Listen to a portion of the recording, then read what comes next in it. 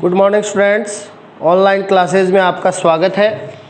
Last class में अपन कर रहे थे क्वांटम संख्याएं और अपन ने बताया था परमाणु में इलेक्ट्रॉन की स्थिति और चक्रण और ऊर्जा को बताने के लिए 4 संख्याओं की आवश्यकता होती है जिसे अपन क्वांटम संख्याएं कहते हैं।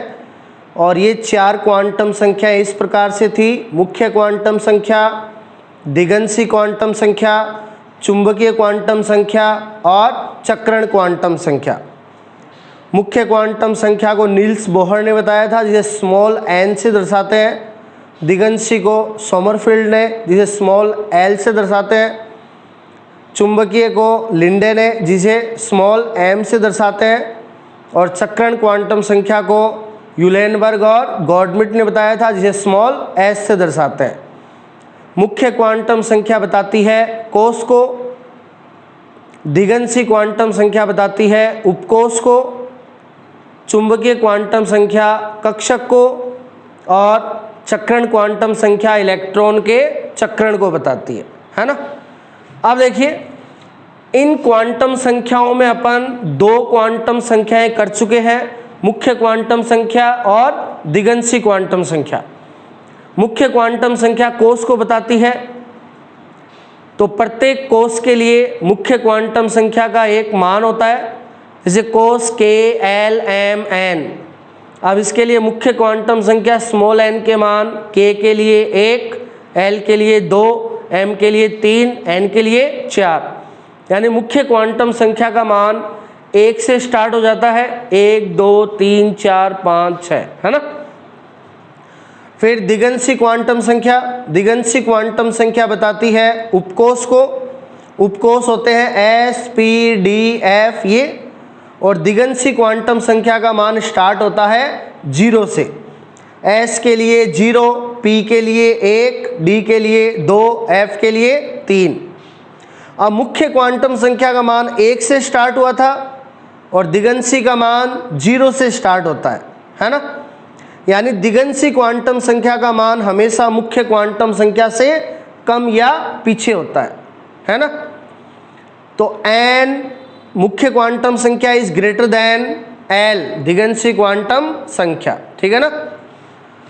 अब आज अपन तीसरी क्वांटम संख्या स्टार्ट करेंगे।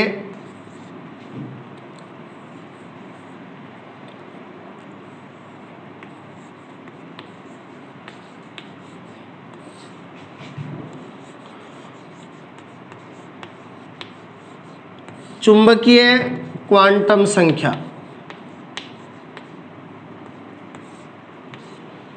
अब चुंबक को इंग्लिश में अपन मैग्नेट कहते हैं, ठीक है, इसलिए इसको दर्शाते हैं स्मॉल m से। और इस क्वांटम संख्या को बताया था लिंडे ने। और ये जो क्वांटम संख्या है ये किसको बताती है? ये कक्षक को व्यक्त करती है। चुंबकीय क्वांटम संख्या है वो किसे व्यक्त करती है? कक्षक को व्यक्त करती है, ठीक है। अब देखिए, चुंबकीय क्वांटम संख्या m और दिगंशी क्वांटम संख्या l, इनमें कनेक्शन होता है। चुंबकीय क्वांटम संख्या m है वो बराबर होती है प्लस माइनस दिगंशी क्वांटम संख्या l के, ठीक है। तो m बराबर होती है प्लस माइनस l के। अब देखिए, यदि अपन बात करें s कक्षक के लिए, यदि अपन बात करें किसके लिए? s कक्षक के लिए, तो s उपकोष के लिए अपन ने बताया था s उपकोष के लिए l का मान होता है 1। s उपकोष के लिए l का मान कितना होता है? 1 होता है। s उपकोष के अंदर होगा s कक्षक, ठीक है। तो s उपकोष के लिए दिगंशी क्वांटम संख्या l का मान 1 होता है। ठीक है, तो इस कनेक्शन में रख देंगे m बराबर प्लस माइनस 1। ठीक है, अब देखिए सॉरी s उपकोष के लिए l का मान होता है 0, है ना। s उपकोष के लिए l का मान कितना होता है? 0 होता है। तो यहाँ पे m बराबर प्लस माइनस 0, अपने क्या है मुख्य क्वांटम संख्या वाला दिमाग में रखे, वो उसका मान 1 से स्टार्ट होता है ना। यहाँ पे दिगंशी क्वांटम संख्या l है और s उपकोष के लिए l का मान कितना होता है? 0 होता है। तो यहाँ पे s उपकोष के लिए m बराबर प्लस माइनस 0। ठीक है, अब देखिए -0 से लेके +0 तक कितनी संख्या? एक ही संख्या होती है, ठीक है ना। तो s के लिए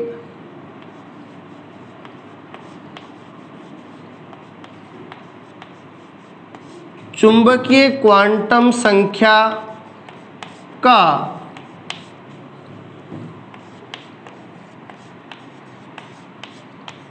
एक ही मान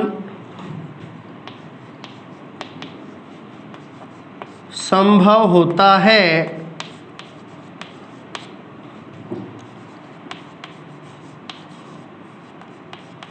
इसीलिए s उपकोष में एक ही s कक्षक होता है। ठीक है, तो -0 से लेके +0 तक मान क्या आ गया? 0।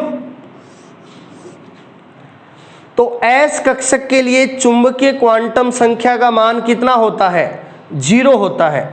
यानी चुंबकीय क्वांटम संख्या का केवल एक ही मान है, वो भी कितना? 0। इसीलिए s उपकोष में कक्षक कितना होता है? एक ही होता है। और उस s कक्षक के लिए चुंबकीय क्वांटम संख्या का मान कितना होगा? 0। इसीलिए अपन कहते हैं कि जो चुंबकीय क्वांटम संख्या है वो किसको व्यक्त करती है? कक्षक को व्यक्त करती है। और s कक्षक के लिए चुंबकीय क्वांटम संख्या का मान 0 होता है। ठीक है, तो s उपकोष के लिए दिगंशी का मान 0 होता है, कल अपन ने बताया था। और इस कनेक्शन के आधार पे m बराबर प्लस माइनस l, यहाँ s कक्षक के लिए l की जगह रख देंगे 0, तो m बराबर आ जाएगा 0। ठीक है, तो s कक्षक के लिए चुंबकीय क्वांटम संख्या का मान 1 होता है। कितना? 0। ठीक है ना, यानी इसके लिए एक ही मान पॉसिबल है, वो भी कितना? 0।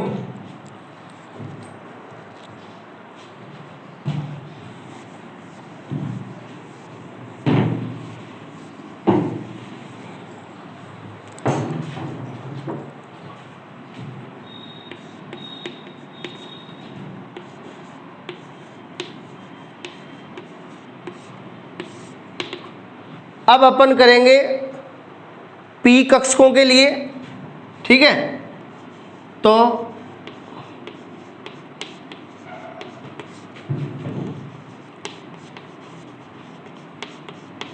p उपकोष के लिए, अब p उपकोष के लिए दिगंशी क्वांटम संख्या l का मान होता है 1। तो p उपकोष के लिए l का मान कितना होता है? 1 होता है। ठीक है, तो इस कनेक्शन में रख देंगे m बराबर प्लस माइनस 1।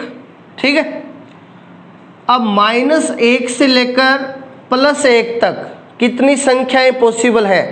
3 संख्याएं पॉसिबल है। कौन कौन सी? -1, 0, +1। तो -1 से लेके +1 तक कितनी संख्याएं पॉसिबल है? 3 संख्याएं पॉसिबल है, -1, 0, +1, है ना। यानी p कक्षकों के लिए m के कितने मान पॉसिबल हैं? 3 मान पॉसिबल है, -1, 0, +1। इसीलिए p उपकोष में कितने p कक्षक होते हैं? 3 p कक्षक होते हैं। अपन ने बताया था px, py और pz। तो देखिए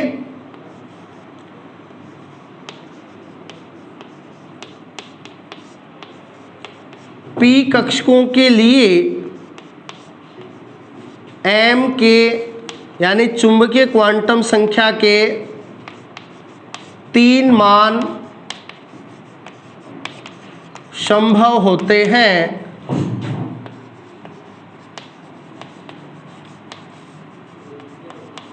इसीलिए एक p उपकोष में 3 p कक्षक होते हैं, ठीक है ना। यहाँ पे चुंबकीय के कितने मान आए? 3 मान आए, +1 से लेकर के -1 से लेकर के +1 तक, -1, 0, +1, 3 मान हो गए। इसीलिए एक p उपकोष में कितने p कक्षक होते हैं? 3 p कक्षक होते हैं, ठीक है ना।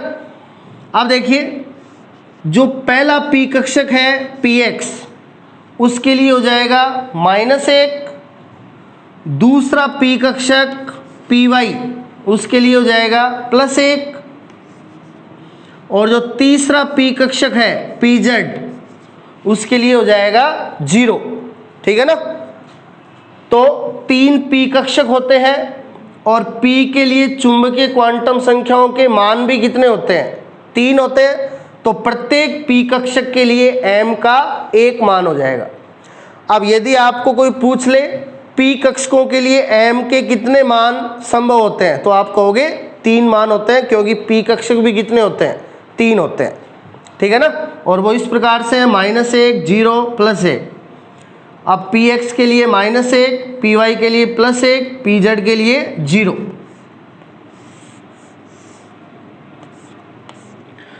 p इस प्रकार से होते हैं px, py, pz। तो px के लिए m का मान -1, py के लिए m का मान +1 और pz के लिए m का मान 0, ठीक है। तो ये p कक्षकों के लिए हो गया।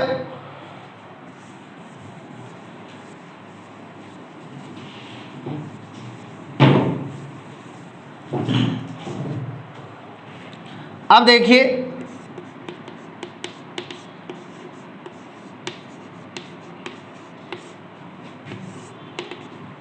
डी कक्षक के लिए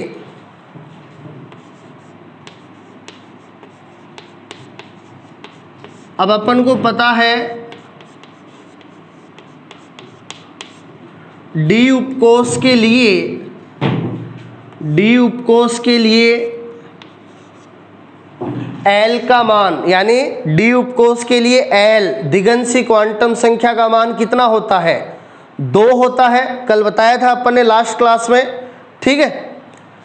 तो देखिए ये कनेक्शन लगाएंगे तो डी कक्षकों के लिए m बराबर ±2, L की जगह कितना रख दिया? 2 रख दिया। अब देखिए -2 से लेकर +2 तक कितने मान पॉसिबल है? 5 मान पॉसिबल है। -2 से लेके +2 तक 5 संख्याएं पॉसिबल है। -2, -1, 0, +1, +2। तो -2 से लेके +2 तक 5 मान हो गए, है ना। और अपन को पता है डी उपकोष में कितने डी कक्षक होते हैं? 5 डी कक्षक होते हैं। तो 500 के लिए 1-1 मान हो जाएगा, है ना। तो देखिए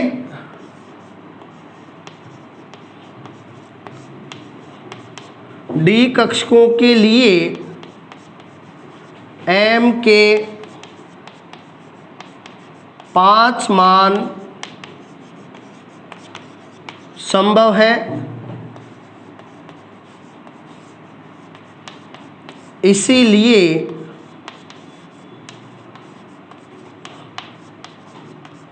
एक डी उपकोष में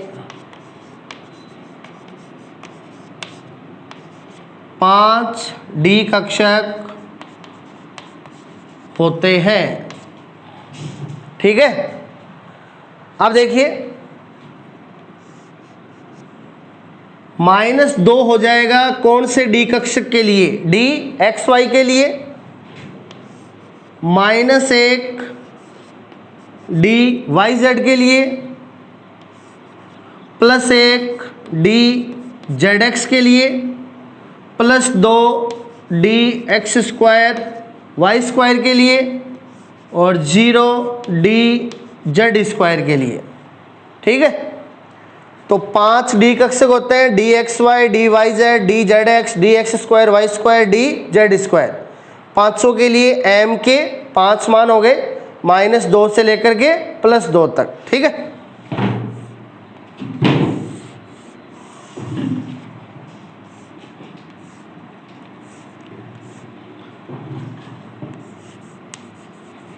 D x y, d y z, d z x, d x square y square और डी जेड स्क्वायर। तो 500 के लिए m का एक एक मान हो जाएगा, डी एक्स वाई के लिए -2, डी वाई जेड के लिए -1, डी जेड एक्स के लिए +1, d x square y square के लिए +2 और डी जेड स्क्वायर के लिए 0, है ना। अब देखो पीछे अपन ने पी जेड किया था, पी जेड के लिए m का मान था 0 और यहाँ डी जेड स्क्वायर के लिए m का मान 0, यानी जिसके नीचे केवल z लगा हुआ है उसके लिए m 0। ठीक है ना, तो यहाँ पे 5 डी कक्षकों के लिए m के ये 5 मान है, तो डी कक्षकों के लिए m के 5 मान पॉसिबल होते हैं। ठीक है, इसीलिए एक डी उपकोष में कितने डी कक्षक होते हैं, 5 डी कक्षक होते हैं।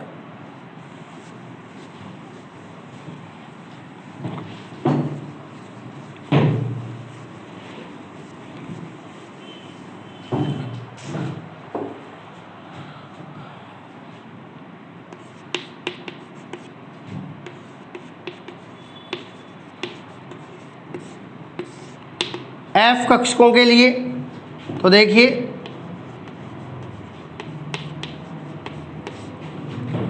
एफ उपकोष के लिए दिगंशी क्वांटम संख्या एल का मान होता है कितना, 3 होता है।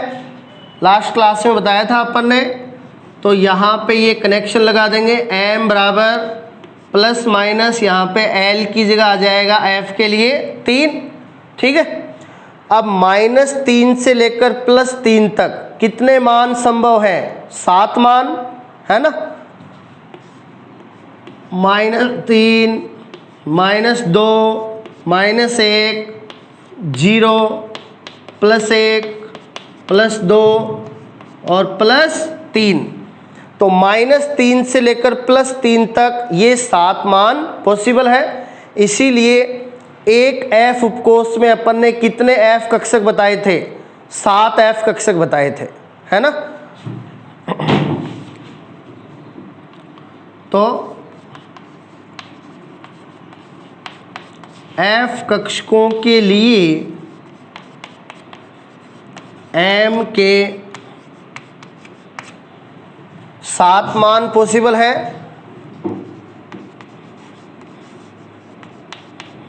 इसीलिए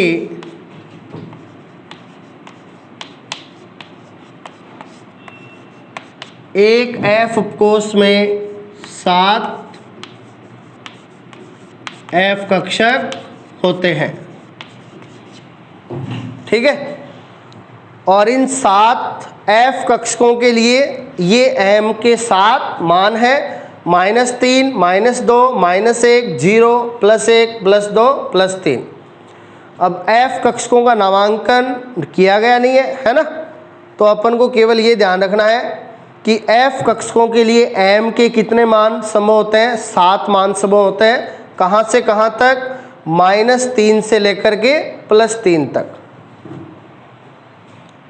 तो ये चुंबकीय क्वांटम संख्या हो गई जो किसको व्यक्त करती है, कक्षकों को व्यक्त करती है। और चुंबकीय और दिगंशी क्वांटम संख्या में संबंध होता है m बराबर plus minus l।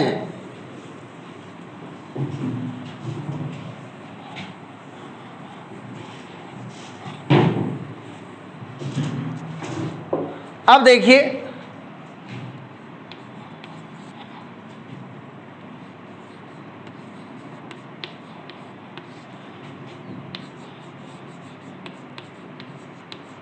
Last quantum संख्या है चक्रण क्वांटम संख्या। अब चक्रण को इंग्लिश में कहते हैं स्पिन, तो इसको स्पिन के आधार पे स्मॉल s से दर्शाते हैं। और इस क्वांटम संख्या को बताया था यूलेनबर्ग तथा गॉडमिट ने। कहीं पे ये पुलेनबर्ग लिखा हुआ भी मिलता है, ठीक है ना। अब देखिए ये जो क्वांटम संख्या है ये इलेक्ट्रॉन के चक्रण को व्यक्त करती है।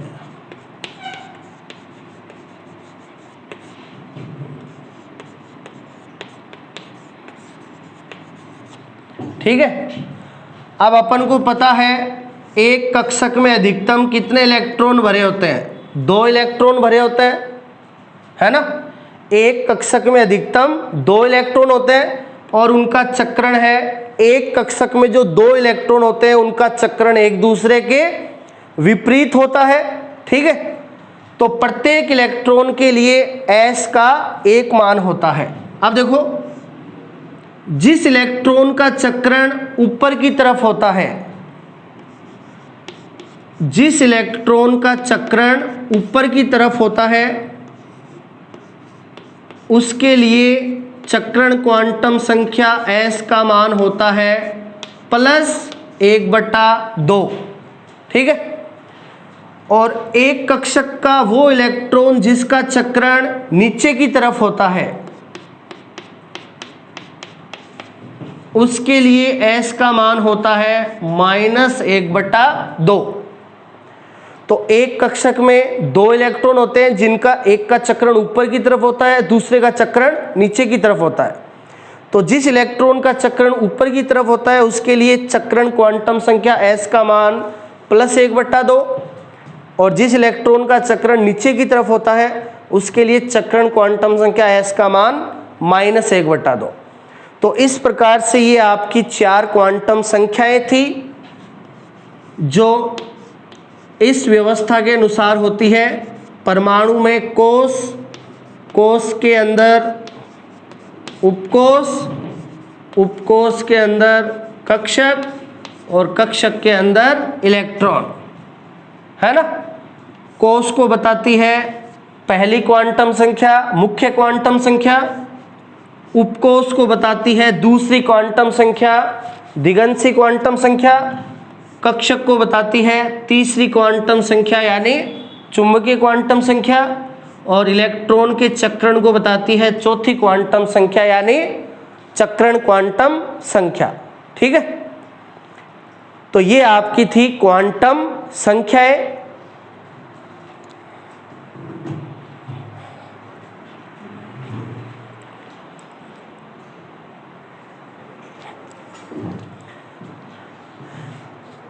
अब ये जो चारों क्वांटम संख्याएं हैं इनको आप अच्छी तरह से तैयार कर लेना और कल अपन इन क्वांटम संख्याओं पे आधारित क्वेश्चंस करेंगे और परमाणु में इलेक्ट्रॉन भरने के नियम हैं वो पढ़ेंगे। Thank you.